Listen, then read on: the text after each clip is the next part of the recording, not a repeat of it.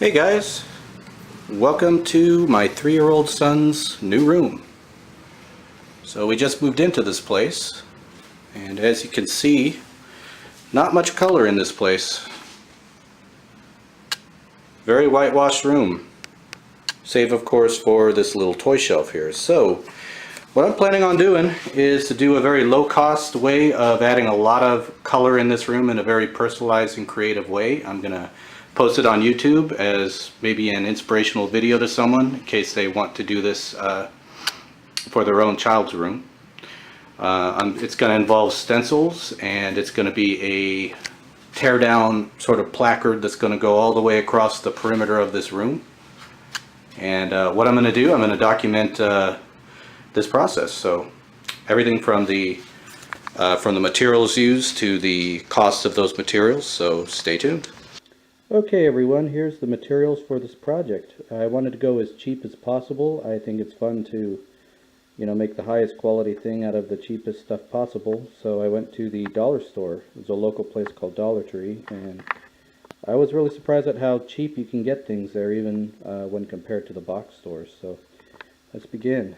This is a foam board. It was 22 by 28 inches. I'm going to be using that to cut things without having to cut into the hard floor. That was only $1. This is the poster board that I chose, a nice yellow color as a backdrop to the darker colored stencils. I got 9 of those. They're only 69 cents each. Here's some tape. We have double stick tape over here for $1.49. Right there is carpenter's tape. I got that at Walmart. I believe it was $5.84. Here are 4 colors of spray paint that I'm going to be using. The one in the forefront is a metallic one that was $3.99 at Walmart. The rest are $1.68 at Walmart. So that was a great deal. This tape measure I've always had. I've had it for a very long time. Couldn't tell you how much it costs, but you can usually get these at a hardware store for $12 to $15. A 15-foot tape measure will do fine for measuring any room. You are going to need that to measure the room and to make tick marks on the wall eventually. This is a metal ruler with a cork back on it. I've always had this as well. You don't necessarily need one of these, although it would be nice to have one. Any kind of straight edge will do. You can use a picture frame. You can use practically anything, even the foam board I just showed you. Now, you might be wondering about this. This is a 3-ring binder. 49 cents. That's it. Now, you may be wondering why I'm using that. Well, these nice plastic 3-ring binders make for great reusable stencils. So, just 50 cents and you got a nice little owl stencil there that I cut out with a Sharpie. So, it's a good tip there. Here's the Sharpie knife that I cut it out with. It's not exactly a Sharpie or an X-Acto, it's an off-brand. I got it $2.49 at Walmart. Over here is a pencil. I don't know what household doesn't have a pencil, but if you need one, 20 cents. And this is a bag of rubber bands that I got at the dollar store for 99 cents. You'll be seeing why I got those a little later. And last but not least, free publications. And what I'm going to be using these for is pretty simple. They're newspapers to lay down so you don't get spray paint everywhere. Depending on where you are, you might be able to get these free publications that are just sitting outside of stores. If not, go to a Denny's or something, or an IHOP. They're bound to have newspapers there if you don't get one yourself. So, alright, that's it. Let's get started. Okay, I have my foam board in front of me, and first thing we're going to do is to take each of these poster boards and cut it right down the middle, because we're basically going to align our stencil this way. So we want to take this half and match it up with the other ends. So either take your tape measure or your ruler like you have here. And what you're going to do is, because this is 22 by 28, 14 inches will be the middle, so all you need to do is to put a little tick mark on 14 inches there, tick mark on 14 inches there, line up the ruler on both of those tick marks.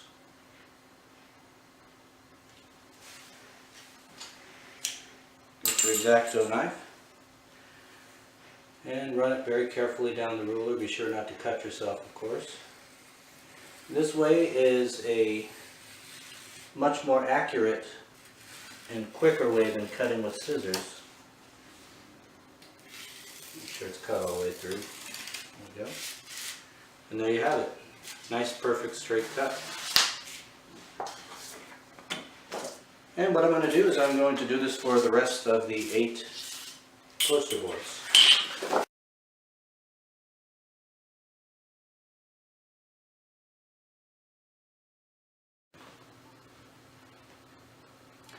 Okay, now that we have our 14-inch high pieces, it's time to connect them to each other, make one big long strip.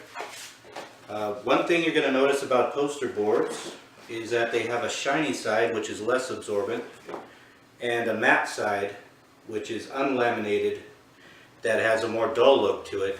You're going to want to tape the dull side so that the shiny side is side up and you can stencil it. So I already found the dull side here. It's hard to tell on this camera, but this is the dull side. I'm sure the video you can't see it, but if you observe it closely you will see it on your own poster boards. And this is very, very simple. You just line it right up, like so.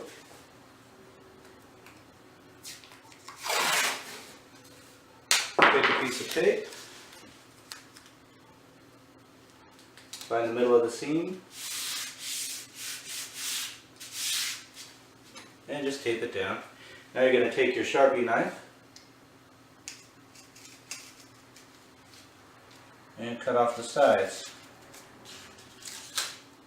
There. And there you have it.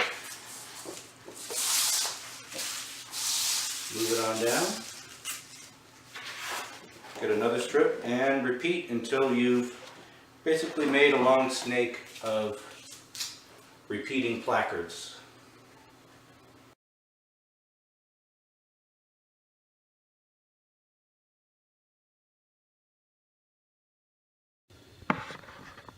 Okay, next stage of the project.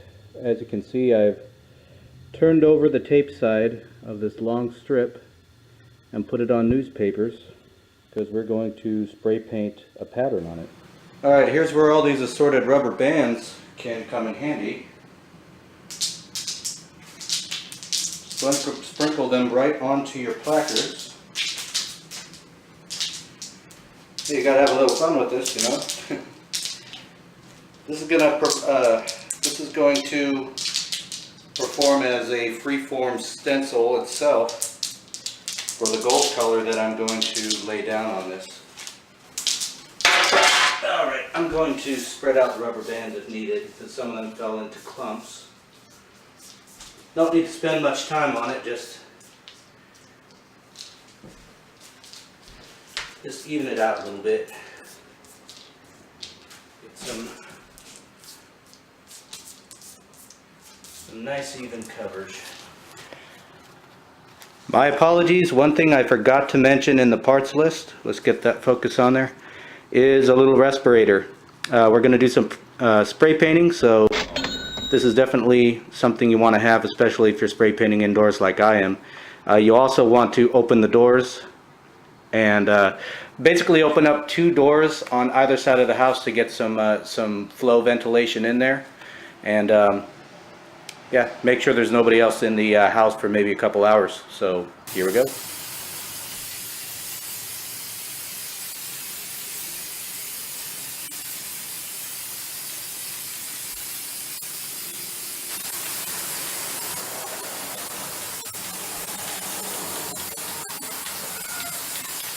Okay, there's our results.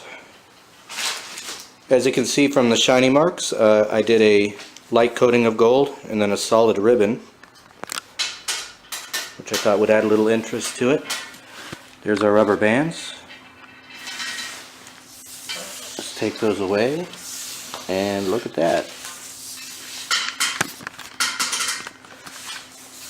Very, very nice. Get a nice random looping pattern, so I'm pretty pleased with the results there. Next up, it's time to stencil our owls. Okay, here are all of the placards. They've been cut to the dimensions of the room, and they're laid out on the floor ready to be stenciled. Okay, I'm ready to start spray painting some blue owls on this particular placard here. Now what I've done is I haven't laid down a bunch of newspapers again. I've simply put newspapers around the stencil, and I'll just move the stencil over for each subsequent spray painting, and this way I don't need to lay down a whole bunch of papers. What you can also notice is if I zoom in here, I have taped off some areas of the owl that are not going to be blue. The eyes, the beak, the talons, and the branch are going to be different colors, so I went ahead and just taped those off. So here it goes.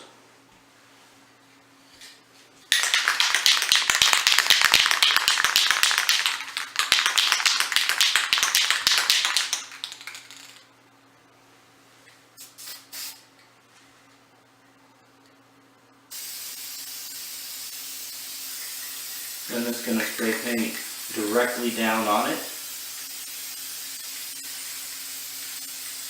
Get some good coverage. And there we go. Alright, let's take this off. See how it did. Not bad at all. Alright, coming along nicely. Here are the alternating owls. I'm in the middle of doing the vine that the owls stand on. You can see that I'm doing alternating stencils with that one stencil so that the wet side gets cleaned off after I do one run, and then I turn it over and I do the other side. You can see that one of them is purple now, or actually the alternating owls are purple. One can of blue wasn't enough, so I went to Walmart and there wasn't any more blue, so I just chose purple. Kind of makes a nice effect. I guess, you know, you could say they're male and female owls now. So, all right.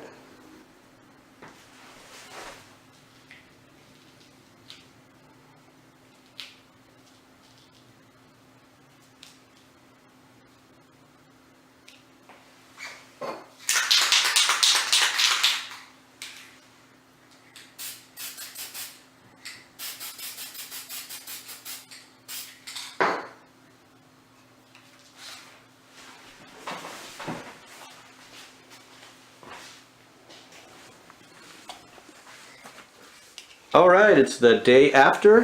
Hey, Ricky. Yep, he's saying hello. How do you like your new room? Well, he doesn't talk yet, but he does like the new artwork on his walls. He points to it. Anyways, here is the results of all my labors. Nice stencil all the way across the room. Very nice, little alternating owls. By all the way across the room, I mean all the way across the room.